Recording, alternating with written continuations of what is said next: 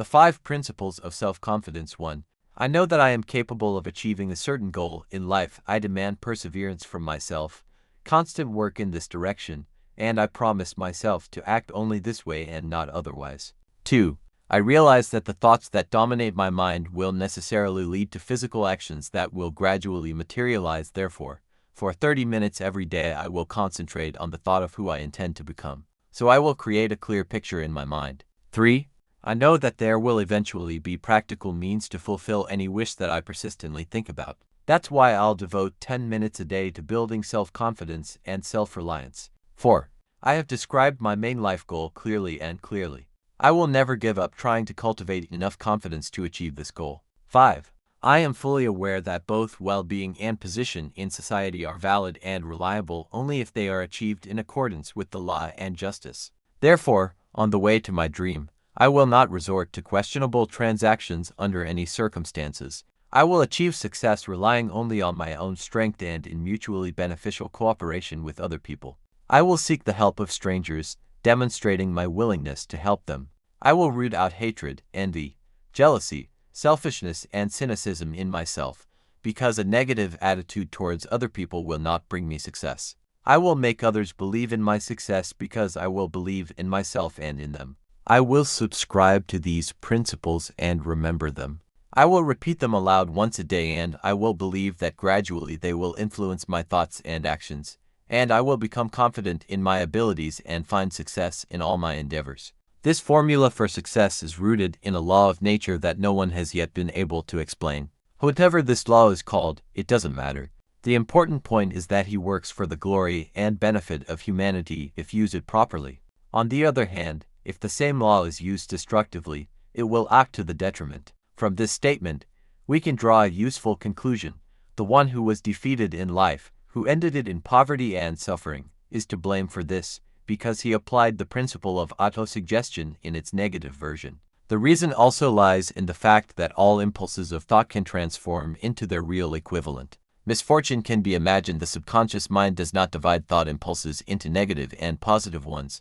It works with the material that we supply to it, and it is equally willing to transform into reality a thought based on fear and a thought based on a state of courage and self-confidence. The effect of autosuggestion is similar to the effect of electricity, which turns the wheels of industry in one direction or another. You can go there, but you can also go here, if you wish. It all depends on whether you understand and apply its principles correctly. If you allow fear, doubt, and insecurity to take over your conscious mind, they will take over your subconscious mind, which will transform them into a physical, real equivalent. Like the wind that can carry ships to the west or east, autosuggestion can lift you to unattainable heights or sink you to the bottom, depending on how you raise the sails of your thoughts. The principle of autosuggestion, by which anyone can succeed, is perfectly described in the following poem. If you think you're defeated, you're defeated. If you think what's not allowed, you can't. If you want to win, but you think, I can't, well, make way for someone else. If you think you're going to lose, you've already lost. After all, everything in life works like this. Success begins with desire. The key to it is the state of mind. If you think you're lost, you're at the bottom. If you want to go up, think about the height. Only he comes first, who is confident in himself, who acts, and does not wait. In life's battles, it's not always strength and speed win. It happens, and more often it happens like this. What wins over the weirdo who he thinks he can do it? Pay special attention to the highlighted words, and you will understand what the poet meant. The great power of love. Somewhere in the recesses of your being lies dormant the seed of achievement, nurturing which you will rise to heights you never even dreamed of. Just as a musician extracts magnificent, mesmerizing sounds from the strings of a violin, so you can awaken in yourself the brilliant abilities that lie unclaimed in the far corners of your brain. Moreover, you can direct them to achieve the most incredible of your goals. Until the age of 40, Abraham Lincoln remained a failure in all the endeavors he undertook. He was the master of nobody from nowhere and remained so until something amazing happened in his life that awakened a genius in his heart and mind and gave humanity one of the greatest people. This amazing something was associated with ambivalent emotional experiences, inspired by Anne Rutledge, the only woman whom Lincoln truly loved. Love is very close to the state of mind that we call faith. This is because love can also turn thoughts into their real equivalent. In the process of creating this book, numerous meetings with famous people, studying and analyzing the success of rich people, I became convinced that in the life of each of them there was a woman who in one way or another influenced their fate.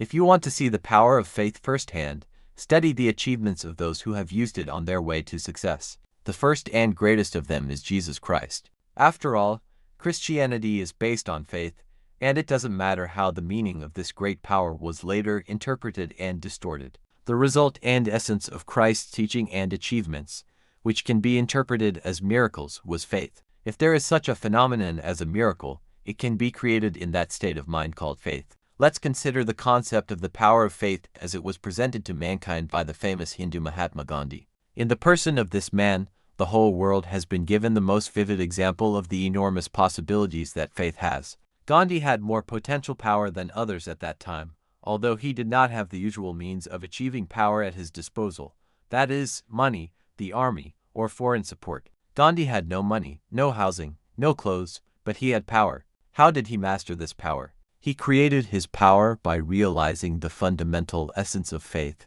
and using his outstanding abilities, he implanted this faith in the minds of 200 million people. Gandhi managed to unite millions of people and make their hearts and minds beat in unison. What other power on earth, besides faith, could have created this?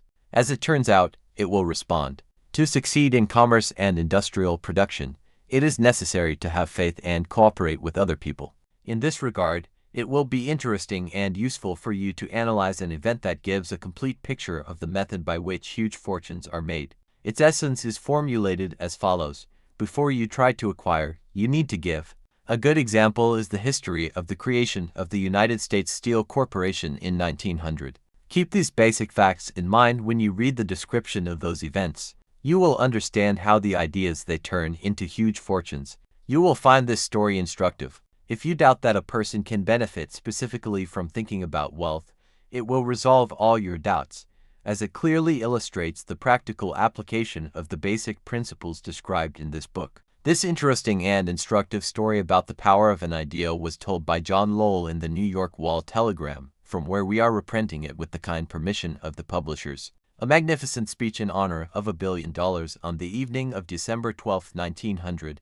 About 80 bigwigs of the American financial world gathered at a banquet at the University Club on Fifth Avenue, hosted in honor of a young man from the West. None of them realized that they were witnessing one of the most significant episodes in the history of the American industry.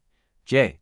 Edward Simmons and Charles Stuart Smith, grateful to Charles M. Schwab for his hospitality during their recent visit to Pittsburgh, gave a dinner party to introduce this 38-year-old specialist in the field of steel production to the Society of Bankers of Eastern America. No one could have imagined that this newcomer from the West would turn this whole society upside down. The guest was kindly warned, all these Stillmans, Harrimans, and Vanderbilts can't stand ranting, so if you don't want to bore them, talk for 15 to 20 minutes, and that's it. Even John Pierpont Morgan, who sat, as befitted his rank, at the right hand of Schwab, intended to honor this banquet with his presence only for a short time. The journalists did not attach much importance to the banquet, and the next day it was not even mentioned in the newspapers. So, the banquet went on as usual. Dishes were changing on the tables. The two hosts and their distinguished guests did not talk about anything in particular. Schwab, whose career was connected with Monongahela banks, was barely known to several major New York bankers and brokers, and he had no close friends or acquaintances here at all. However, before the banquet was over, all of them on the great Morgan among others were eager to be his friends. It did not occur to anyone present to take a stenograph of the speech delivered by Charles Schwab at this banquet. He probably spoke simply. Maybe he didn't build his phrases correctly. Schwab never went into such subtleties, but there was humor, wit, and the power in his words that forced the banquet participants to fork out $5 billion. After Schwab finished speaking and he spoke for 90 minutes with the undivided attention of the audience, Morgan took the speaker to a secluded corner, where they talked for about an hour. Schwab's magical appeal as an outstanding personality was fully manifested at the banquet, but more important and lasting was his mature and clear program for the intensification of steel production and related industries. Many people tried to interest Morgan in rebuilding the Steel Trust on the model of oil associations, biscuit manufacturers, wire and barrel hoops, sugar, rubber, whiskey, and chewing gum. John W. Gates, known for his penchant for risky scams, encouraged him to do so, but was unsuccessful. The Chicago stock market magnates, the Moore brothers, Bill and Jim, who successfully merged the Match Trust with the Biscuit Company, were also rejected. As long as the eloquence of C.H. Schwab was not lifted by J.P. Morgan to the heights from which he could clearly see the brilliant result of the most daring enterprise in the financial history of the United States, all these projects seemed to him the ravings of crazy scammers. By this time, John W. Gates had created the American Steel and Wire Company from a number of small enterprises. Then, together with Morgan, the Federal Steel Company was founded. There was already a huge steel trust in America, built vertically, headed by E. Carnegie. The trust brought together 53 partners, and no matter what the competitors did, they couldn't shake the Carnegie Trust, even slightly, and Morgan knew it. Of course, the eccentric old Scotsman knew the same thing. Carnegie, at first with irony, and then with indignation, watched the attempts of Morgan's small companies to break into his patrimony. As the aggressors became more brazen, Carnegie's indignation grew and finally the desire for revenge came. Carnegie decided to duplicate each of the rival plants. Until now, he had little interest in industrial enterprises that manufactured wire, pipes, barrel hoops, or tin at best. He sold them steel blanks. Now, Carnegie, relying on Schwab, his main and talented assistant, was going to take all this into his own hands and, thus, pin his rivals to the wall. After listening to the speech of C.H. Schwab, Morgan saw a way to solve his problems. A steel trust without the Carnegie Giant Trust, among others, is like plum pudding without plums, to use the famous writer's comparison. In the speech of C.H. Schwab, on that momentous December day in 1900, undoubtedly hinted that Morgan could, if he wished, take Carnegie's huge enterprise under his wing. Schwab spoke about the prospects of the steel business on a global scale, about its reorganization in order to increase profitability, about specialization, about eliminating unprofitable and supporting thriving enterprises, about saving on or transportation and reducing the administrative staff, about expansion into foreign markets. Moreover, Schwab pointed out to the magnates of the steel business the fallacy of their actions aimed at creating monopolies, inflating prices and extracting super-high profits. The short-sightedness of such a policy is visible to the naked eye, he told listeners, because this narrows the market at the very time when everything calls for its expansion. If we lower the price of steel, he said, we will enter the world market with it, and new areas of its consumption will open up there, and most of the world's steel trade will be in our hands. In fact, Schwab, unknowingly, became the apostle of modern mass-produced and inline products. When the banquet at the University Club was over, Morgan went home to reflect on the bright prospects opened by Schwab. Schwab himself returned to his home in Pittsburgh, and Gary and the others resumed stock market speculation, anticipating the opportunity to enrich themselves as a result of their next steps. And I didn't have to wait long. It took Morgan a week to digest Schwab's suggestions. Having convinced himself that his financial appetite could handle the job ahead, he sent for Schwab. But Schwab refused to come. Mr. Carnegie, he noted, would hardly like that his closest aide, the president of his company, was flirting with the king of Wall Street, the very Wall Street with which he, Carnegie, had sworn off having anything to do. Then John W. Gates, who took on the role of mediator, suggested that Schwab should inadvertently be at the Bellevue Hotel in Philadelphia at a certain time, where Morgan would stay. But when Schwab had already left for Philadelphia, Morgan suddenly fell ill and had to stay at home in New York. Therefore, Schwab, who was so persistently asked to come, went to New York and knocked on the door of the financier's library. Some historians are of the opinion that the whole performance was staged by Carnegie himself from beginning to end. But I think it was exactly the opposite. When Schwab was assigned to complete the case, he had no idea how the little boss, as Carnegie was called, would react to the proposal to sell the company, especially when you consider the fact that it was about selling the company to a group of people whom Carnegie considered impious. But Mr. Schwab, when it came time for a serious conversation with Carnegie, did not forget to bring 6 pages covered with numbers, and he eventually managed to convince the boss of the benefits of the deal. It couldn't be any other way. After all, for people had been racking their brains all night to compile this report. These for midnighters were Morgan, who firmly believed in the miraculous power of money. Robert Bacon, Morgan's partner, and academic J. Gates, whom Morgan considered a con artist but used as a tool to achieve his goals, and, finally, Schwab, who knew more about the sale and production of steel than anyone else. It was in the world.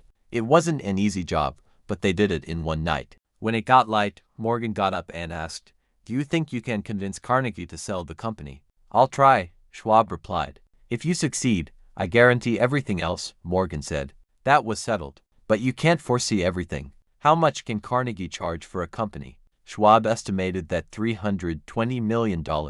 And what will he demand to pay the price? Stocks. But which ones? Ordinary or privileged? Or maybe in cash?